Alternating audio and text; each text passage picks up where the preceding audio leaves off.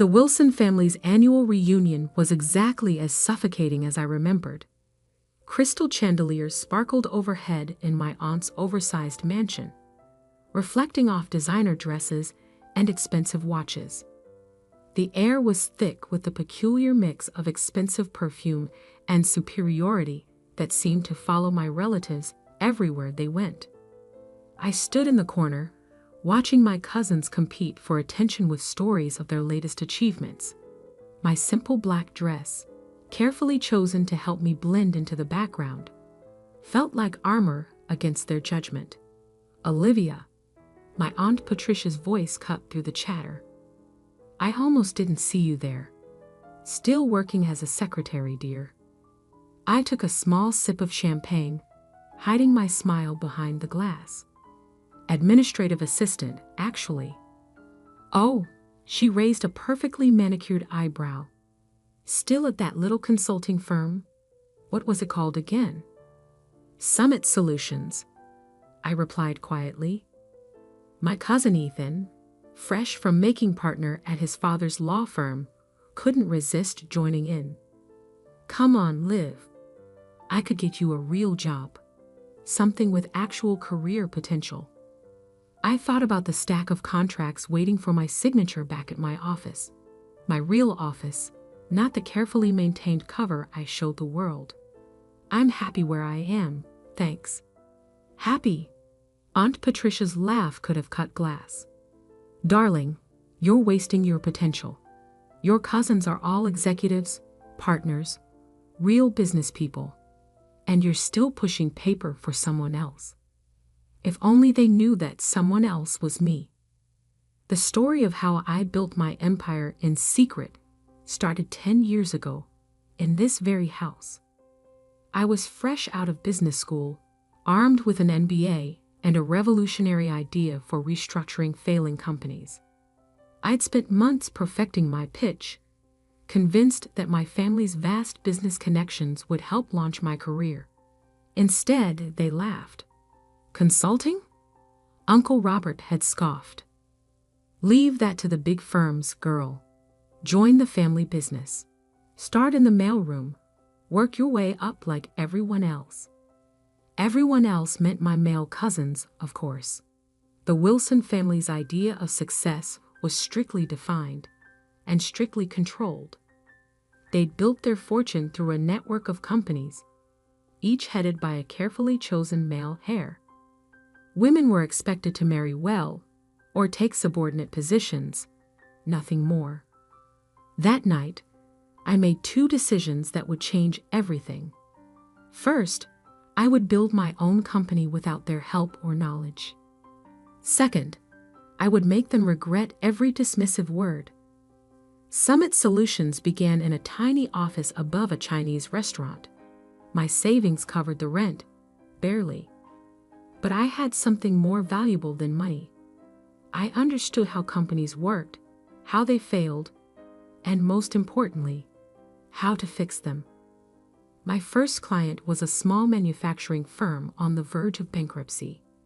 The owner had been turned down by every major consulting firm in the city. I spent 3 months restructuring their operations, streamlining processes, and negotiating with creditors. 6 months later, they were profitable again. Word spread quietly through business circles about the mysterious consulting firm that could save dying companies. I hired carefully, choosing people who shared my vision and my discretion. Every employee signed ironclad NDAs. My name never appeared on any public documents. I was simply the CEO. As Summit Solutions grew, I maintained my cover as a low-level employee. I kept the tiny office above the restaurant, even as we expanded into a sleek downtown headquarters. When family members asked about my job, I described mundane administrative tasks, watching their eyes glaze over with disinterest. The deception wasn't just about pride, it was strategy. The Wilson family's business empire was built on acquiring struggling companies at rock-bottom prices. My firm's specialty was saving those same companies before they became vulnerable to hostile takeovers. We worked in the shadows, quietly thwarting my family's predatory practices while building our own success. Now, 10 years later, Summit Solutions was one of the most influential consulting firms in the industry.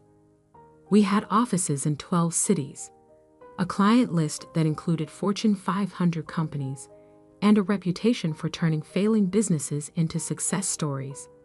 And not one of my smirking relatives had any idea. "More champagne, dear." Aunt Patricia's voice yanked me back to the present. "Though perhaps you should stick to water. I imagine your salary doesn't leave much room for expensive tastes." I accepted the champagne with a practiced smile. "Thank you, Aunt Patricia. How's Uncle Robert's new acquisition going?" "Williams Manufacturing, wasn't it?" Her smile faltered slightly. "There have been some complications. Nothing Robert can't handle, of course." What she didn't know was that those complications were my doing. Williams Manufacturing had been a target of my uncle's hostile takeover attempt. They'd reached out to Summit Solutions 3 months ago, desperate for help.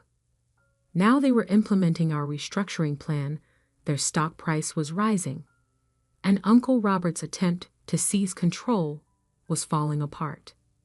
"I heard they hired some consulting firm," my cousin Ethan added. "Probably throwing good money after bad. Those consultants are all the same. Big promises, no results." I hid another smile. Summit Solutions' fee for saving Williams Manufacturing was more than Ethan would make in 5 years at his father's firm. "Oh, which firm?" "Summit something," he waved dismissively. "Nobody important. Dad says their CEO won't even show their face. Probably some trust fund kid playing at business." My phone buzzed in my clutch. A message from my actual assistant. "Emergency meeting tomorrow, 9 a.m. Wilson Ventures representatives requesting merger discussion Williams Manufacturing. Urgent response needed." I scanned the message twice, realization dawning. They were finally admitting defeat with Williams Manufacturing. After failing to acquire the company, they were now seeking a merger, which would require approval from Williams' consulting firm. My firm.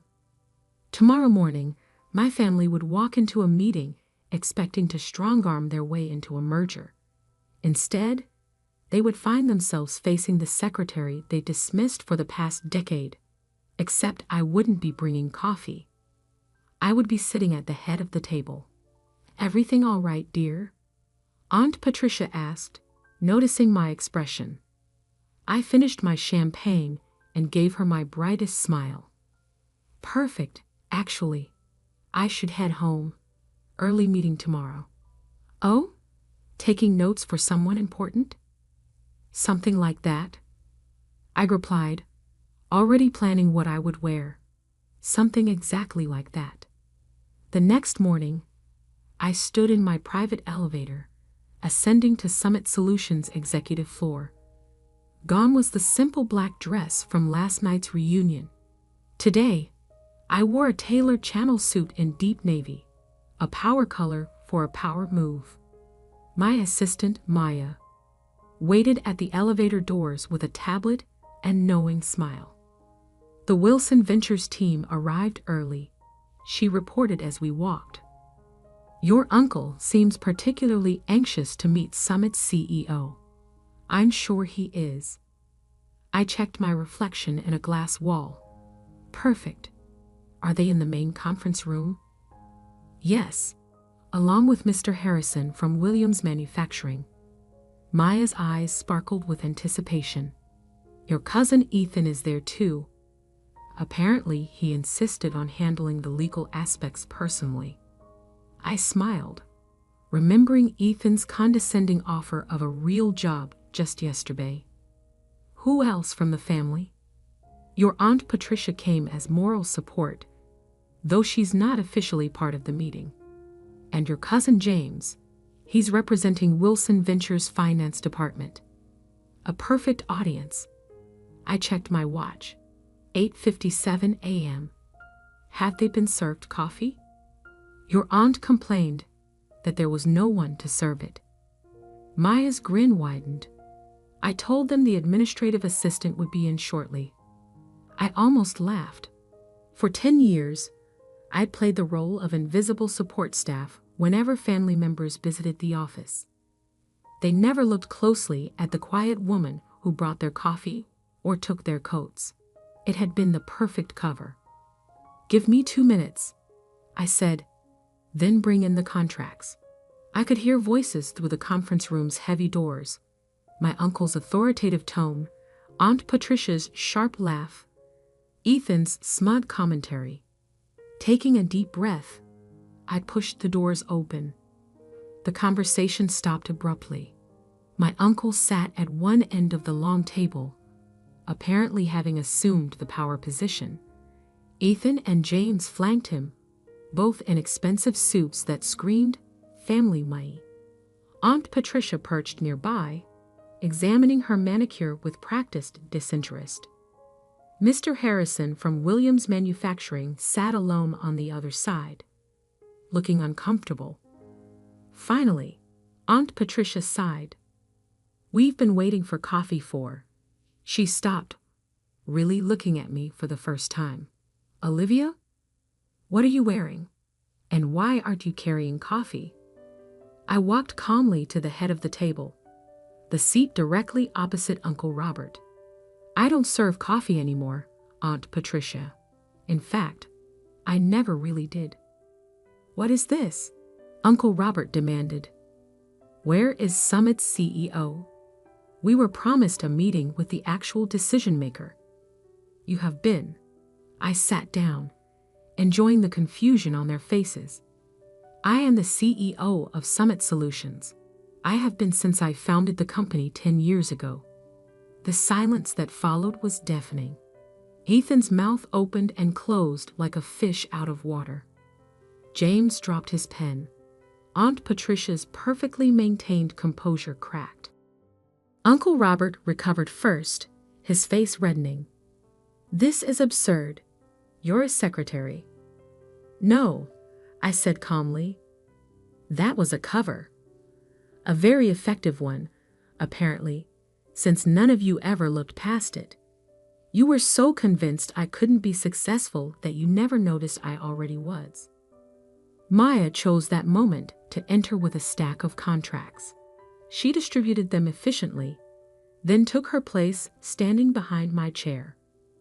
"These documents," I continued, "outline the terms under which Summit Solutions will consider approving the merger between Wilson Ventures and Williams Manufacturing." "Consider approving?" Ethan sputtered. "You can't be serious. This is a joke, right?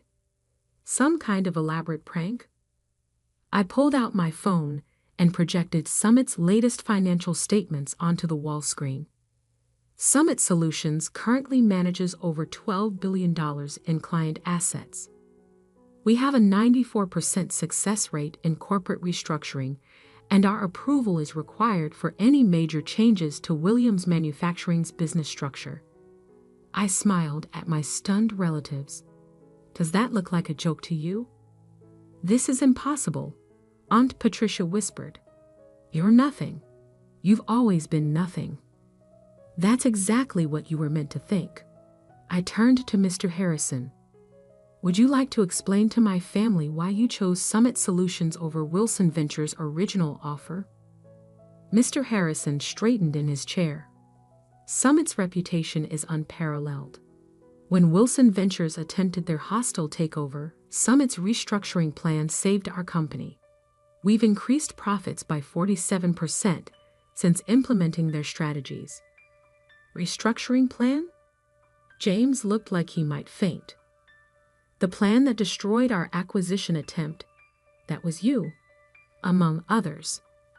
I began listing cases on my fingers. Peterson Electronics, which you tried to acquire last year. Maritime Shipping, which you underbid on last quarter. The Davidson Group, which mysteriously recovered just before you could buy them out. I leaned forward. For 10 years, I've been quietly undermining every predatory acquisition attempt your company has made. Uncle Robert's face had turned an alarming shade of purple. You deliberately sabotaged family business. No, I corrected. I built my own business, one that helps companies survive instead of devouring them for parts. The fact that it interfered with your plans was just karmic bonus. This is ridiculous, Ethan declared, standing up. I'm calling our lawyers. Sit down, Ethan. My voice carried an authority that made him freeze. You really should read those contracts in front of you, the ones your firm spent months trying to secure for this meeting. I watched realization dawn on his face. That's right. Your law firm's biggest client this year. That was me too. Maya stepped forward with another document. This is a summary of Summit's current market position and liquid assets. You'll note that we're now in a position to acquire controlling interest in Wilson Ventures if we choose. The room erupted in chaos. Aunt Patricia was practically hyperventilating. James was frantically checking the numbers on his phone. Ethan had collapsed back into his chair, looking shell-shocked. This is blackmail, Uncle Robert growled. No, I said quietly. This is business. The kind you taught me, I'd never be capable of handling. I stood up, smoothing my jacket.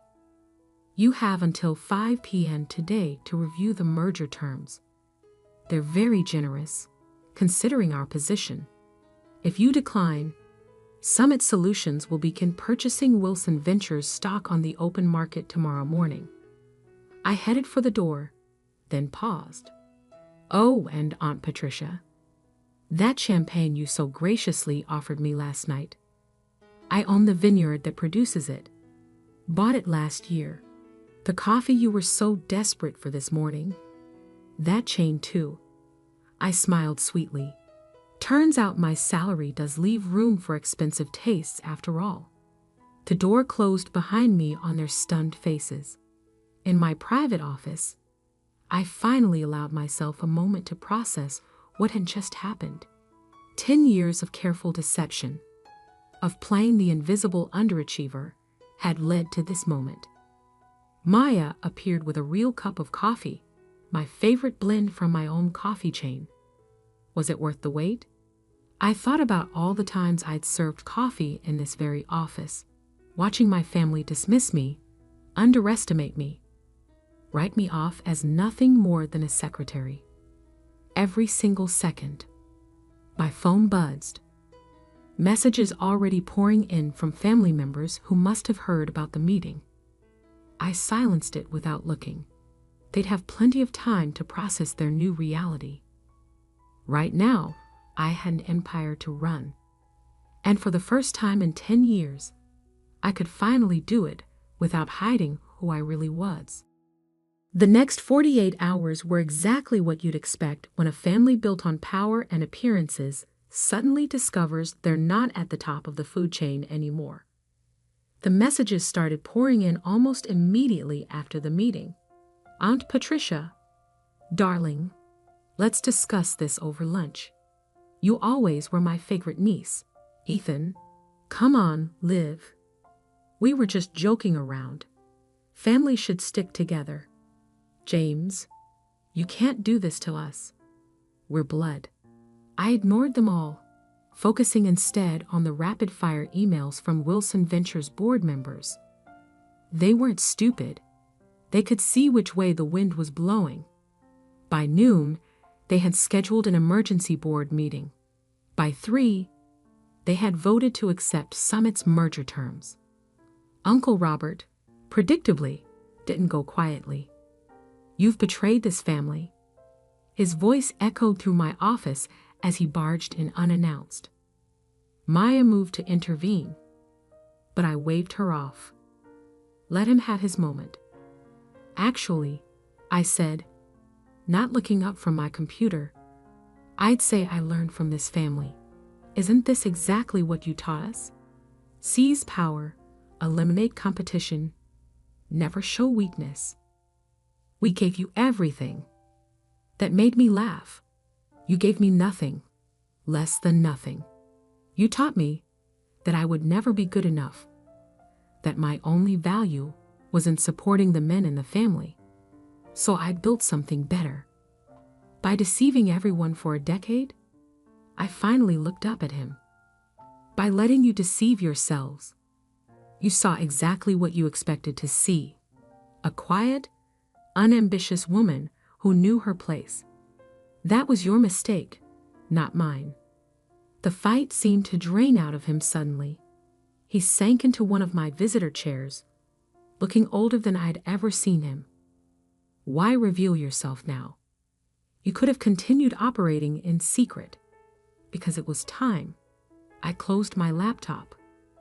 Williams Manufacturing isn't the only company you're trying to acquire.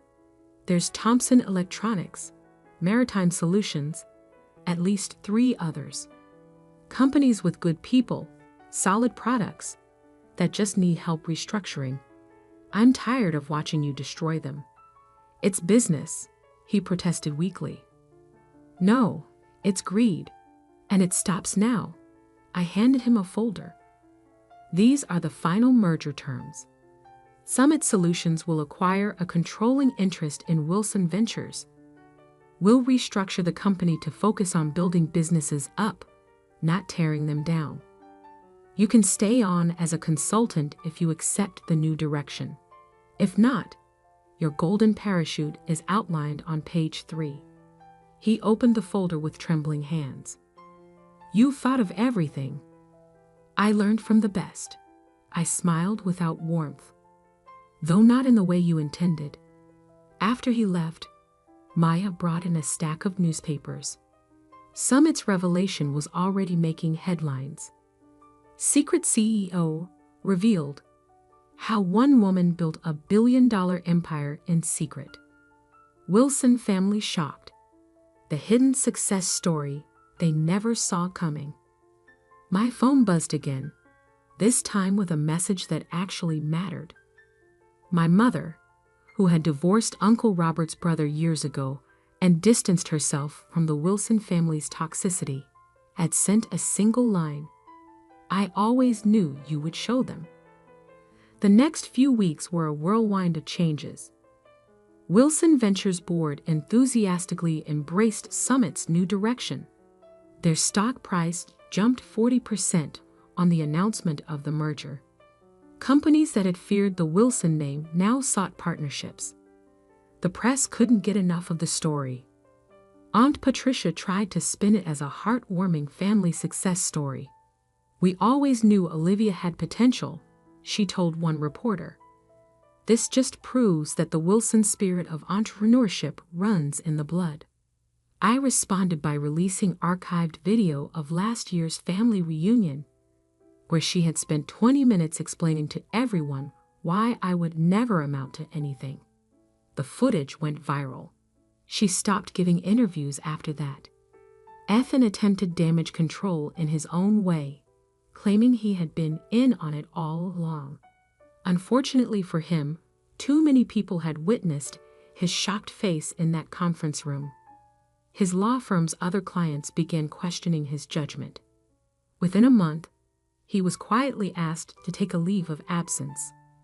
James adapted the fastest, approaching me with a business proposal just 2 weeks after the revelation. We could dominate the market together, he suggested over an awkward lunch. The Wilson Summit Alliance would be unstoppable. That's not what Summit Solutions is about, I told him. We don't dominate, we elevate. The real changes came in the quieter moments. The young intern who tearfully thanked me for showing her that success didn't require compromising her principles.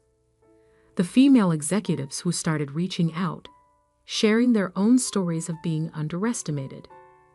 The business schools that invited me to speak about building ethical success in a cutthroat world. 3 months after the revelation, I stood on a stage accepting the Business Innovation Award. Looking out at the audience, I saw my mother sitting in the front row, beaming with pride. Behind her sat several of my former administrative assistants, all women who had helped maintain my cover while building their own careers within Summit. Success isn't about who has the most power, I told the crowd. It's about how you use the power you have. For 10 years, I played a role that made powerful people underestimate me.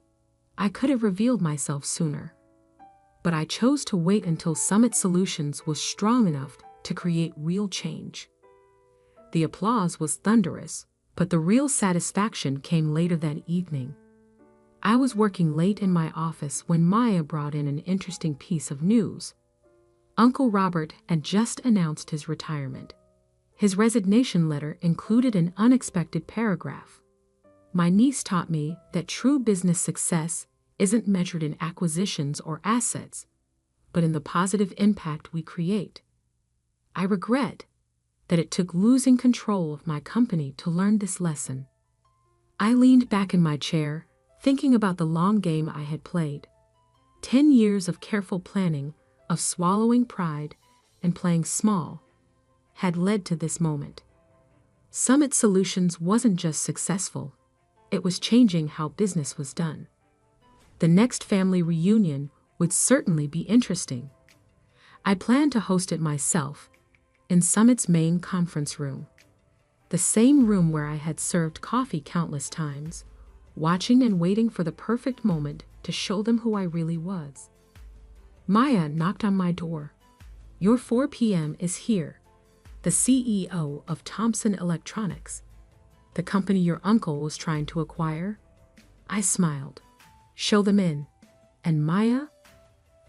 Bring coffee for everyone. The good stuff from our chain." As I stood to greet my visitors, I caught my reflection in the window. No more hiding, no more playing small. I had built something remarkable, not despite my family's dismissal, but because of it. They had taught me that power doesn't always look like what people expect. Sometimes it looks like a quiet woman in a simple black dress, serving coffee and taking notes, while building an empire right under everyone's nose. The tabloids called it revenge. The business papers called it strategic genius. But for me, it was simply justice, served one corporate takeover at a time, with a side of perfectly brewed coffee. And somewhere, in a small office above a Chinese restaurant, my original desk still sits. I keep it as a reminder that success doesn't always wear designer labels or demand attention. Sometimes it works quietly, patiently, building something extraordinary while the world looks the other way. That's the real secret to success, not the power you show, but the power you build when no one's watching.